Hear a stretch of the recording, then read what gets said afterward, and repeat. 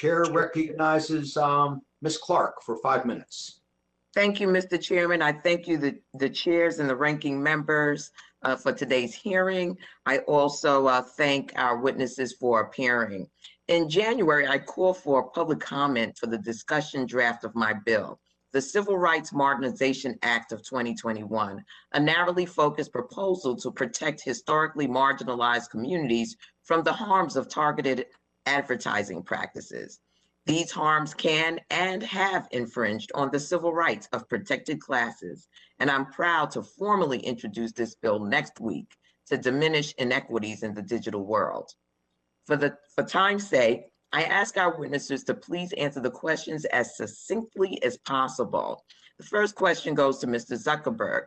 Facebook currently provides their advertisers with insight on how to get their ads in front of people who are most likely to find their ads relevant by utilizing tools to use criteria like consumers' personal interests, geography, to fine-tune the targeting. This is often used code that target or avoid specific races or other protected classes of people. Let me add that I'm aware of the updates to your special ad audience. However, why does Facebook continue to allow for discrimination in the placement of advertisements that can violate civil rights laws? Congresswoman, we've taken a number of steps to eliminate ways that people can target different groups based on racial affinity and different ways that they might discriminate, because this is a very important area. And we have active conversations going on with civil rights experts as to the best ways to continue improving these systems, and we'll continue doing that. Mr. Dorsey, Twitter allows advertisers to use demographic targeting to reach people based on location, language, device, age, and gender. In July, your company made changes to your ad targeting policy to advise advertisers to, quote, not wrongfully discriminate against legally protected categories of users, end quote. What did Twitter mean by the phrase wrongfully discriminate? Are some kinds of discriminatory advertising permitted on Twitter? If so, would you please explain? No, not at all. I'm sorry, I didn't get that answer. No, none at all. Okay, and so can you explain what you meant by wrongfully discriminate?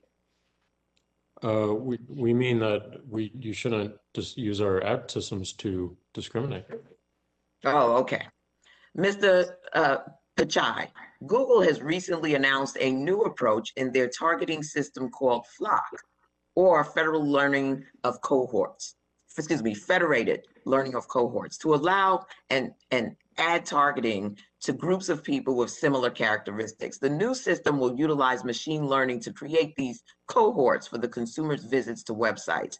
Given the potentially biased and disparate impact of machine learning algorithms, how has Google addressed the potential discriminatory impact of this new FLoC system? Congresswoman, it's an important area. We recently announced a joint collaboration with HUD to ban ads that would target age, gender, family status, zip code, in addition to race, which we've long disallowed. So we'll bring similar provisions, particularly when we are using machine learning. And by the way, FLoC is early. We haven't implemented it yet. We will be publishing more technical proposals on it. And they will be held to our AI principles, which prohibit discrimination based on sensitive categories, including race, and we will be happy to consult and explain our work there. I appreciate that. Gentlemen, I just want you to be aware that the longer we delay in this, the more that these systems that you have created bake discrimination into these algorithms.